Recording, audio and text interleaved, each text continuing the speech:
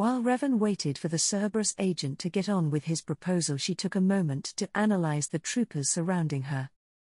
They concerned her because the armor they wore was a big departure from what she had seen the organization use previously.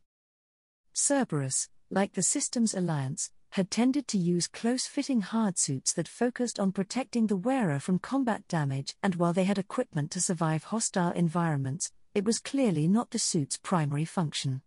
These new troopers did not wear those.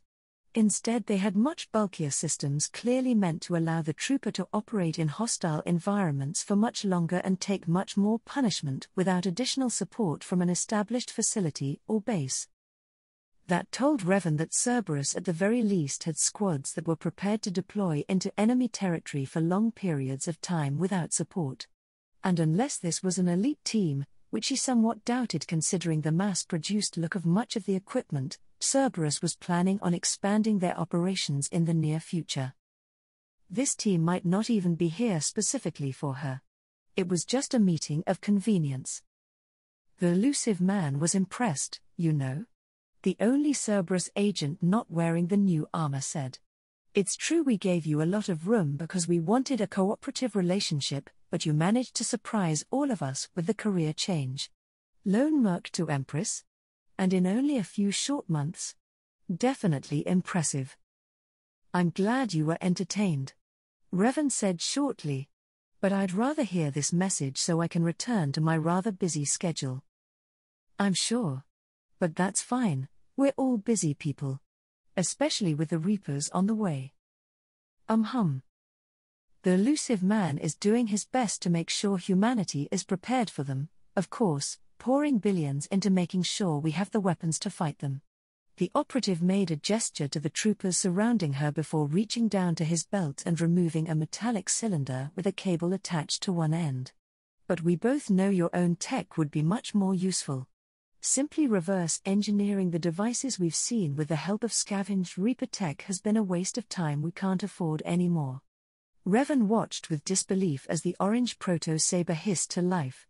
The engineer in her was impressed that Cerberus's scientists had managed to recreate a primitive form of her own weapons from merely observing a working model, but the rest of her was too busy reeling from the admission that they were using Reaper technology.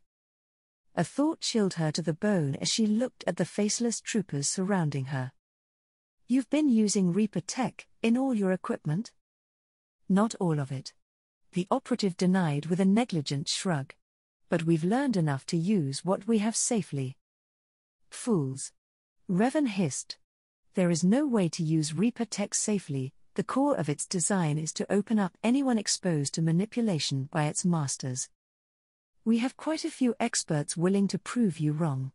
So about the elusive man's offer, both of our groups want to stop the Reapers. We have the knowledge of their technology you can't get, and you have the weapons and industrial base to use it. Help supply Cerberus with the weapons it needs to prepare, and we'll share everything our researchers learned along with the materials. The Sith Empress didn't even need to think about the offer. If you are willingly using this technology, the entirety of your organization is possibly indoctrinated. There will be no cooperation between us if that is your plan. The man smiled. You know, I was hoping you'd say that. Take her.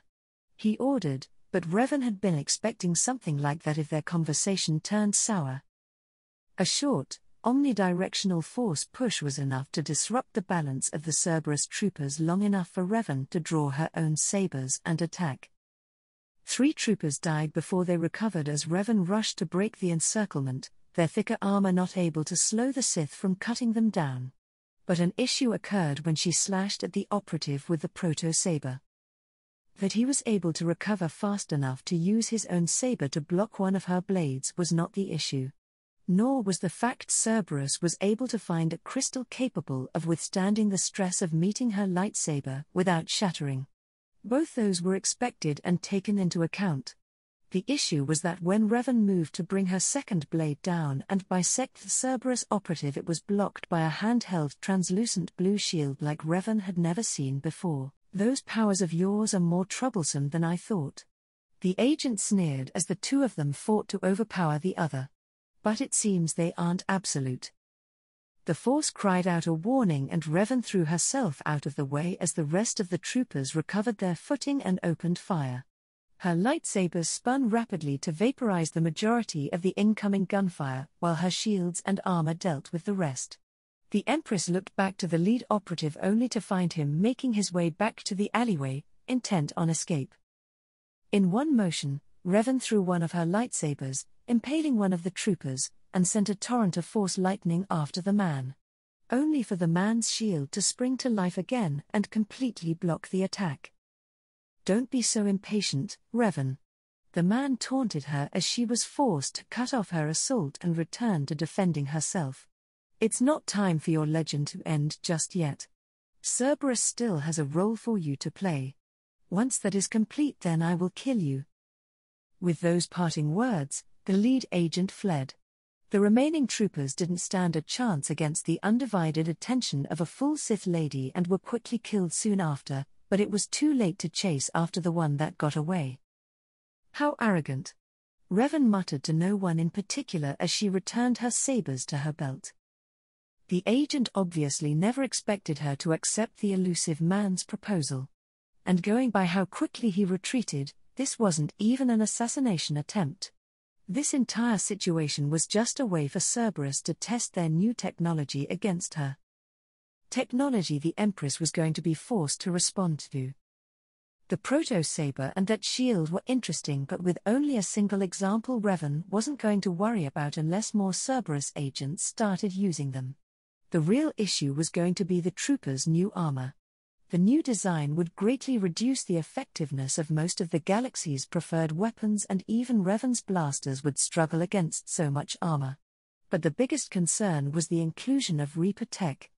Cerberus had just declared themselves an enemy Revan couldn't ignore. Just when she was about to launch a war against the Batarian hegemony. Not a situation she was prepared for. It might be time to reach out to some of Shepard's human contacts for help. While the Sith doubted they would assist her with the Batarians, she hoped at least some of them would be willing to put pressure on Cerberus until she could free up some of her forces to handle both problems. Revan sighed as she made her way back to her ship. Noble as it might have been to allow herself to be judged for her actions regarding the Alpha Relay, Shepard was certainly not making things easy. Hopefully the Alliance courts would make their ruling soon so Revan could contact the Spectre and acquire her help with a human terrorist organization. Force knew the last thing she needed was more distractions. Oh. When Revan returned to Rannoch, she immediately called a meeting with her admirals to inform them of the new developments. And while the news that their EZO supply problem was handled in the short term was a relief, the new development with Cerberus left everyone with concerns about future plans. "Our biggest worries are going to be raiding and sabotage," Hangarel muttered as he looked at a digital map of the galaxy. "We don't have enough new ships to stop Cerberus from hitting us from behind while we engage with the hegemony, and our older ones simply are too outdated to be a threat in small numbers." "What about Geth ships? We have been breaking them down at a rapid pace, but there are still enough for a decent-size fleet. They should be able to act as escorts, surely," Ziokoris suggested, only for the newly promoted Admiral Tully Zora to shake her head in disagreement. "Against any other opponent, definitely. But if Cerberus is using Reaper tech, we can't be sure the Geth will be safe from virus attacks." "What about the Cerberus AI you were working with on the Normandy?" Darkson asked. "Would it be able to tell us more about Cerberus's e-warfare capabilities and how to defeat them?" "No, Edie gave us everything she had, but was very clear that Cerberus held some things back before Commander Shepard took the Normandy for her mission. Probably programs they hadn't cracked yet, not to mention any raw Reaper code they managed to scrounge up. No defense is guaranteed to work, and Geth frames are much easier to replace than organic bodies," Hangarel pointed out. "I say use them while we can and replace them as the new ships leave the docks." "No, Admiral Gerald. We won't be using the Geth on their own unless there is no choice." Revan put her foot down. "Their old systems are too interconnected to risk a Reaper virus infecting them. Without the newer defenses, The entire Geth collective could be open for attack, or they would be forced to isolate every ship while it is deployed. The former is unacceptable and the latter limits their ability to function too much. We'll continue with our projected timeline and the ships we have regardless of Cerberus's potential interference. If they launch an attack against our forces, we'll leverage what we can with the Systems Alliance to put pressure on them. I doubt the rest of Citadel space will be very happy with a rogue organization with the capabilities they've revealed and will probably demand at least a task group to put pressure on their operations. From there we can. Revan was interrupted by an alarm going off and several demands for her attention popping up on her Omnitool. A quick glance confirmed that every person in the room was experiencing the same thing, and considering this was a scheduled meeting and only high-priority messages should be sent through until it was over. Something very bad just occurred. Revan skimmed the first message that popped up. One of the spy ships they had monitoring Batarian space had just reported the planet they were observing had been attacked by an unknown force coming through the local system mass relay. A second message from a different ship reported the same thing. And the same from a third. And a fourth. More and more ships were sending back messages about unknown forces showing up and attacking out of nowhere. It was impossible. Empress Revan, these reports. Admiral Shaylaran said hesitantly, unwilling to say what Revan already knew but unable to keep silent thanks to her role as leader of the scout fleet. It was her job to inform the rest of them about incoming threats, after all. But Revan knew there was no point denying reality. There was simply no other known force capable of an attack of this scale. It seems we are going to have to completely scrap our plans, the Sith Empress said gravely. Cancel all deployments and ready every ship we have. And send a message to every species we can. We are out of time. The Reapers are here, the newest reports, Empress. One of the countless secretaries that had been shuffling in and out of the tactical room said, holding out a datapad for Revan to take.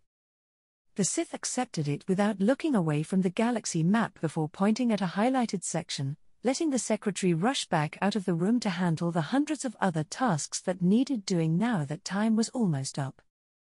There, that asteroid belt. A group of pirates are operating out of a hollowed-out asteroid. Take Battle Group 12 and deliver an ultimatum: they either submit or die. Deploying BG-12. The Geth platform standing nearby confirmed. Estimated arrival time, 37 hours. Have the other available groups begin sweeps around every known mass relay in our territory. Inform me of any unexpected arrivals before taking action, especially the ones here, here, here and here.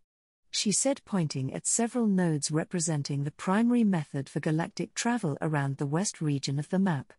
Inform the planets nearby that they have been annexed into the Sith Empire due to a galaxy-wide threat and they can either comply or be brought into compliance. Revan, is that a good idea? Admiral Tully asked quietly. Several of those relays are close to Citadel space. We need to secure our borders before the Reapers spread too much. I doubt we will be able to completely prevent them from infiltrating via the relay network, but we can at least slow them down using the relays as choke points. Besides, she mused, it might convince the Asari Republic to spread out their fleet rather than cluster it all up like it has been. Tully tilted her head in confusion. Why would the Republic move their fleet? Council space is policed by the Turian Navy. Even if they felt threatened by our ships, the Council would have them investigate first. Normally yes, but even the Council won't be able to reassure the matriarchs immediately after one of their worlds is claimed by the Empire. That would put us at war with all of Council space. Unless it was one of the independent colonies in the Terminix systems. And after the precedent set by the Council regarding the human colonies when the collectors were harvesting them, the Council can posture all they want but cannot actually do anything without showing blatant favoritism for the Asari. So the Republic will have to move to protect their interests. If we're lucky, the Solarians will do the same, but considering the distance, I doubt they will. Revan felt more than saw Tully discomfort with the plan, but there wasn't another choice. They needed the resources on Talrania if they wanted to scale up production of large-scale shields. Rannoch and the handful of reclaimed Quarian planets had one, but those had been one-off productions. But most planets the Empire claimed barely had a theater shield that could cover a city. To truly spread the technology fast enough to make a difference, they needed to increase the amount of resources they had available and expand the production facilities to make them. And Revan no longer had the time to politely sit down and negotiate with established governments that would slow everything down to preserve their power base or to drag out every advantage they could from the crisis. This doesn't feel right. A single Reaper was enough to tear through the humans' Fifth Fleet. If we spread the other fleets out, every engagement will be a massacre. Revan nodded stoically. Yes, but it will buy us time. Time they desperately needed. And every Reaper ship delayed fighting on a council world was a ship not being sent against her empire. Giving them time to build more harrowers, cruisers, destroyers, shields, and even evacuation ships. Revan sighed and turned her attention to the datapad she was handed. The group she was waiting on was ready to depart in an hour. From there her flagship Invincible and 2 other harrowers would depart to Talrania and either convince the locals to quietly integrate into the Empire or round them up for relocation. We are using the rest of the galaxy to slow the Reapers down. It feels wrong. The young admiral muttered. Because it is wrong. Revan agreed, but she had never shied away from doing the wrong thing if it meant protecting the galaxy. But we don't have another choice. We tried to warn the galaxy the Reapers were here, but as far as I can tell they either ignored the warning or are trying to confirm for themselves. I can either waste the little time we have remaining trying to get politicians to listen, or we can prepare. Shepard could have found a way. Perhaps, but until the Systems Alliance lets her out of the hole they stuffed her in, she isn't around to try. So we will work with what we have. Oh. Talrania was a beautiful world. Large oceans covered the majority of the surface while the rest was covered in sweeping flatlands filled with plant life. The moderate temperature ensured that most species could easily thrive without specialized coverings. And even a basic sensor sweep was enough to tell the planet was minerally rich as well. All fitting things for a colony planet. After all, why pick a desolate dustball when you could choose to settle on a rich garden world? The Asari certainly hadn't seen a reason to pass up such a lovely world and had quickly claimed it, creating a colony with a population of over 1 billion despite being located in the Terminus systems. And while most planets in the Terminus would live in constant fear of being raided by pirates and other groups looking to take advantage of such a rich planet, Talrania merely had a small PDF and the threat of the Asari Republic behind them, keeping them mostly unmolested. Which meant when 3 harrowers and a handful of smaller escorts dropped out of hyperspace nearly on top of the planet, there was nothing the locals could do beyond signal their complete surrender and provide a location where Revan would address their leaders.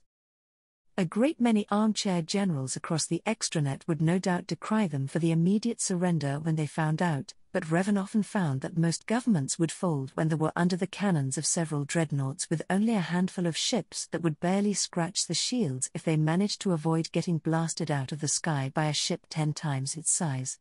It was just as effective a tactic here as it was in her home galaxy. Of course, just because the locals were compliant in the face of overwhelming military power, they were not happy about it. Revan could feel the anger and fear of the leaders she was supposed to meet long before she stepped off the shuttle, along with 3-4 signatures that had a much tighter control of their emotions than average, though they varied in skill. One in particular was only noticeable because it would calm down only to spike in fear again in a constant cycle. Revan would need to keep an eye on those 3. If her suspicions were correct. She pushed those distractions to the back of her mind as she arrived at the meeting room. The local leaders were brought in one at a time, introductions were made. And then once everyone had settled, Revan gave them a brief speech about what options they could expect being annexed by the Empire. They could either cooperate, leave, or, should they try anything, be rounded up, imprisoned, and deported to a nearby planet. One considerably less hospitable than Talrania. After that she allowed her audience a few questions. One of the matriarchs was the first to speak up. "What exactly do you expect of us? You can't possibly expect this aggression to go unanswered. The Republic at least will respond." "In general, I expect nothing from the people here," Revan replied. "I have little use for slaves and unwilling servants. As long as your people steer clear of the mining operations we will be conducting, they can continue as they have. Of course, we will hire on those that want to work to lessen the impact on their livelihood should they wish to." There was a surge of indignation and outrage from the gathered crowd. "Mining operations?" the matriarch sputtered. "You threaten our world, risk war with not just the Republic but all of Citadel space, all because you want to destroy its beauty for the parts that will be useful to you?" "Yes," Revan replied with brutal honesty. What the matriarch was trying to do was not something Revan hadn't encountered before. Point out the actions the Empire had done that would threaten the locals' home and way of life in a way that sounded like outrage rather than defiance, and use those emotions to help establish a resistance group later on. Back home in the Sky River Galaxy, Revan had needed to balance providing enough incentives that the majority of the population was, if not content, at least ambivalent about the Empire's occupation, and threats that if too much of a disturbance was raised the local garrison would crack down on the disruptive elements. But again, she didn't have the time or subordinates with the proper training to do so here. So she went with honesty. Let them all know exactly how utterly fucked they all were that this was necessary. She made a gesture towards one of her escorts and waited as the holoprojector showed what used to be a dark green planet, now with massive fires visible from space covering large portions of the surface.